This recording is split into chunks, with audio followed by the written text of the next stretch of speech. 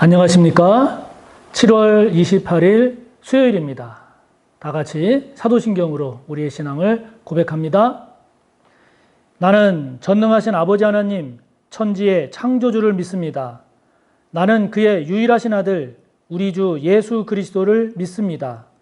그는 성령으로 잉태되어 동정녀 마리아에게서 나시고 본디오 빌라도에게 고난을 받아 십자가에 못 박혀 죽으시고 장사된 지 사흘 만에 죽은 자 가운데서 다시 살아나셨으며 하늘에 오르시어 전능하신 아버지 하나님 우편에 앉아 계시다가 거기로부터 살아있는 자와 죽은 자를 심판하러 오십니다. 나는 성령을 믿으며 거룩한 공교회와 성도의 교제와 죄를 용서받는 것과 몸의 부활과 영생을 믿습니다. 아멘. 오늘 우리가 함께 볼 말씀은 신약성경 204쪽 사도행전 10장 34절에서 마지막 48절까지입니다.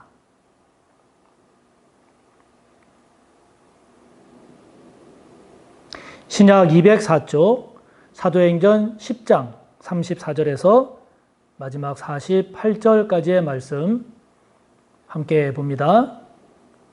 베드로가 입을 열어 말하되 내가 참으로 하나님은 사람의 외모를 보지 아니하시고 각 나라 중 하나님을 경외하며 의를 행하는 사람은 다 받으시는 줄 깨달았도다. 만유의 주 되신 예수 그리스도로 말미암아 화평의 복음을 전하사 이스라엘 자손들에게 보내신 말씀 곧 요한이 그 세례를 반포한 후에 갈릴리에서 시작하여 온 유대에 두루 전파된 그것을 너희도 알거니와 하나님이 나사렛 예수에게 성령과 능력을 기름 붓듯 하셨음에 그가 두루 다니시며 선한 일을 행하시고 마귀에게 눌린 모든 사람을 고치셨으니 이는 하나님이 함께 하셨습니다. 우리는 유대인의 땅과 예루살렘에서 그가 행하신 모든 일의 증인이라. 그를 그들이 나무에 달아 죽였으나 하나님이 사흘 만에 다시 살리사 나타내시되 모든 백성에게 하신 것이 아니요 오직 미리 택하신 증인 곧 죽은 자 가운데서 부활하신 후 그를 모시고 음식을 먹은 우리에게 하신 것이라. 우리에게 명하사 백성에게 전도하되 하나님이 살아있는 자와 죽은 자의 재판장으로 정하신 자가 곧 이 사람인 것을 증언하게 하셨고 그에 대하여 모든 선지자도 증언하되 그를 믿는 사람들이 다 그의 이름을 힘입어 죄사함을 받는다 하였느니라. 베드로가 이 말을 할 때에 성령이 말씀 듣는 모든 사람에게 내려오시니 베드로와 함께 온 할례 받은 신자들이 이방인들에게도 성령 부어주심으로 말미암아 놀라니 이는 방언을 말하며 하나님 높임을 들음이로라. 이에 베드로가 이르되 이 사람들이 우리와 같이 성령을 받았으니 누가 능히 물로 세례 베품을 금하리요 하고 명하여 예수 그리스도의 이름으로 세례를 베풀라 하니라. 그들이 베드로에게 며칠 더 머물기를 청하니라. 아멘. 본문 앞에는 고넬료가 자신이 본 환상에 대해서 간증하는 내용이 소개되어 있죠. 그 고넬료의 환상에 대한 간증을 베드로가 들었습니다.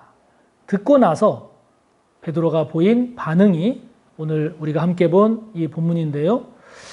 베드로가 보인 이 반응의 내용을 우리가 살펴보면서 우리가 다시 한번 음미하고 또 다시 한번 묵상하고 되새길 그런 귀한 내용 말씀은 무엇일까 하는 것을 함께 살펴보고자 합니다. 먼저 베드로가 고넬료의 그 환상에 대한 간증을 듣고 제일 먼저 고백한 것이 34절에 나옵니다.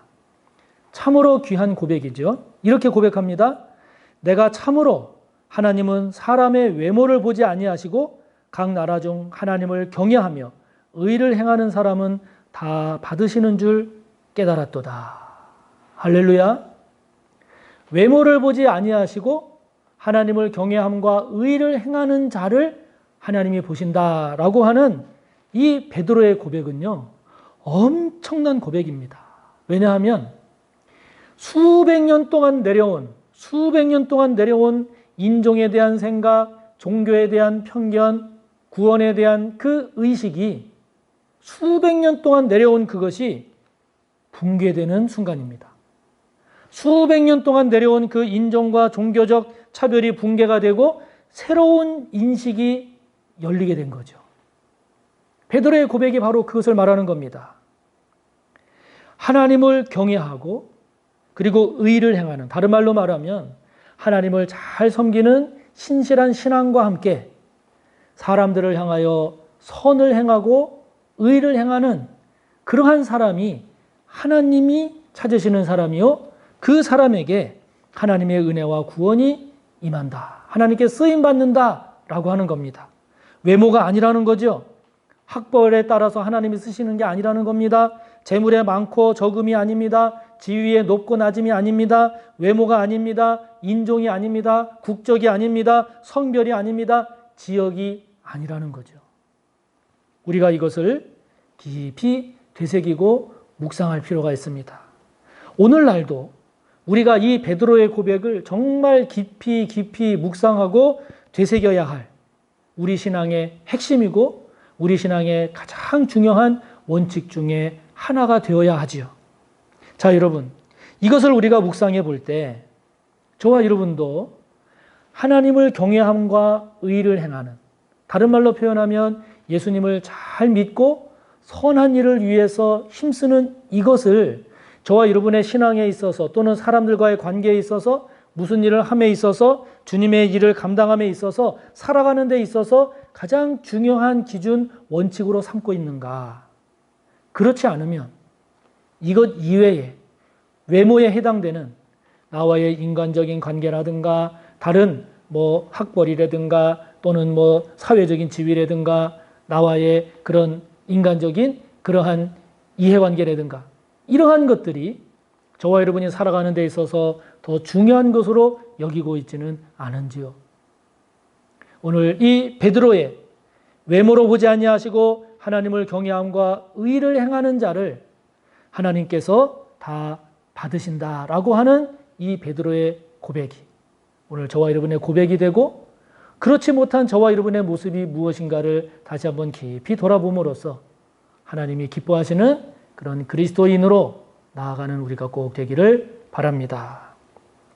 그러면서 베드로가 그 다음에 전개되는 이야기가 무엇인가 하니 주님을 전합니다. 예수님을 증거합니다. 다시 말하면 복음을 전합니다. 베드로가 전하는 복음의 내용은 무엇이었는가 하니 예수님이었습니다.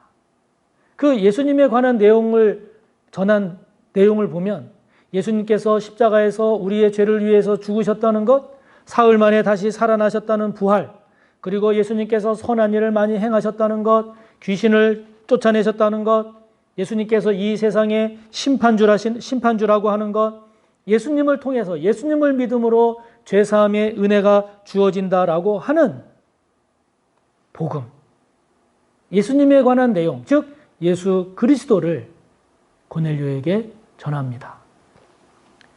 예수님을 소개한 거죠. 고넬료를 예수님과 연결시켜 준 겁니다. 고넬료가 예수님을 영접하도록, 그래서 거듭나서 구원받은 하나님의 백성이 되도록 한 것이지요.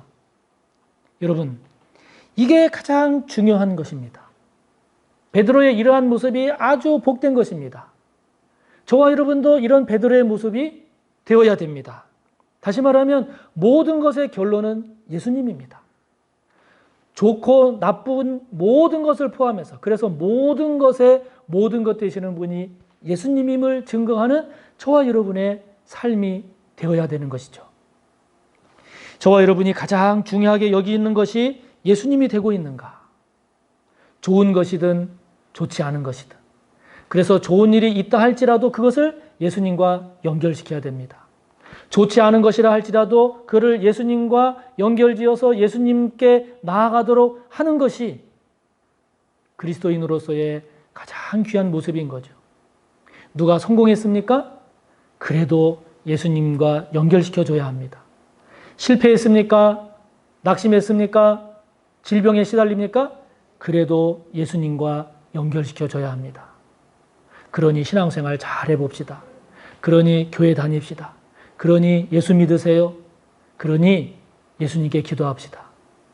모든 것을 예수님과 연결시키고 예수님께 소개하고 그리고 예수님으로 결론 맺게 하는 이러한 저와 여러분이 될 때 저와 여러분 또한 베드로와 같은 귀한 믿음의 삶을 살게 될 것입니다. 그렇지 않고 예수님보다 다른 것을 더 중요하게 여기며 사는 저와 여러분이 되지 않기를 간절히 바랍니다. 이러한 베드로의 복음을 전하는 내용이 나온 이후에 44절을 보면 베드로가 이 말을 할 때 성령이 임하세요. 성령이 임하셨습니다. 말씀을 듣는 모든 사람에게 성령이 임하십니다. 할렐루야. 자, 여러분, 이 성령이 임하시는 내용을, 이 모습을 가만히 잘 묵상해 보십시오. 성령이 임하시는, 성령 임재하는 곳은 어떤 곳입니까? 말씀을 듣는 자리입니다. 은혜를 사모하는 자리입니다. 주님 앞에 겸손하게 나아가는 자리입니다. 이런 자리에 성령이 임하십니다. 오늘 성령이 임하시는 모습을 가만히 보면 성령을 주십시오. 성령의 임재함을 구합니다. 그렇게 성령의 임재를 구했기에 주어진 결과가 아니었음을 알 수 있습니다. 오늘 성령이 임하시는 모습은 그렇게 간구함의 결과가 아닌 하나님의 주권적인 역사였습니다. 누구에게? 말씀을 듣는 이에게. 누구에게요? 은혜를 사모하는 이에게. 누구에게요? 주님 앞에 겸손히 나아가는 자에게. 그런 자에게 하나님은 성령을 부어주심을 알 수 있습니다. 그러므로 여러분, 그 자리가 어떤 자리입니까? 말씀을 듣는 자리, 은혜를 사모하는 자리, 그러한 자리를 저와 여러분이 놓치지 말아야 하는 이유가 거기에 있습니다. 주님 앞에 겸손하게 나아가야 할 때 겸손히 나아가야 되는 이유가 여기에 있습니다. 바로 예배의 자리죠. 바로 말씀을 묵상하는 자리입니다. 바로 기도하는 자리입니다. 이러한 자리가 중요한 이유가 이렇게 말씀을 듣고 은혜를 사모하고 주님 앞에 겸손해하는 그곳에 그 사람에게 성령이 임하심을 말씀하고 있기 때문이죠. 그러므로 사랑하는 성도 여러분, 성령이 여러분 한 분 한 분에게 임하는 은혜가 있기를 바랍니다. 그렇게 되기 위해서는 성령이 임하시는 그 자리를 내가 그만큼 사모하고 있는가? 그 자리를 내가 귀하게 여겨서 그 자리를 잘 지키고 있는가? 다시 한번 예배의 은혜가 회복되시기를 바라고, 다시 한번 말씀 묵상의 자리로 나아가시기를 바라고, 다시 한번 기도에 힘쓰는, 기도하며 사는 저와 여러분이 되기를 바랍니다. 그래서 저와 여러분 또한 고넬료처럼, 베드로처럼 은혜의 주인공이 꼭 되시기를 간절히 바랍니다. 다 같이 주기도문으로 마치시고 묵상한 내용 하나하나 생각하며 기도하시기 바랍니다. 하늘에 계신 우리 아버지, 아버지의 이름을 거룩하게 하시며 아버지의 나라가 오게 하시며 아버지의 뜻이 하늘에서와 같이 땅에서도 이루어지게 하소서. 오늘 우리에게 일용할 양식을 주시고 우리가 우리에게 잘못한 사람을 용서하여 준 것 같이 우리 죄를 용서하여 주시고 우리를 시험에 빠지지 않게 하시고 악에서 구하소서. 나라와 권능과 영광이 영원히 아버지의 것입니다. 아멘.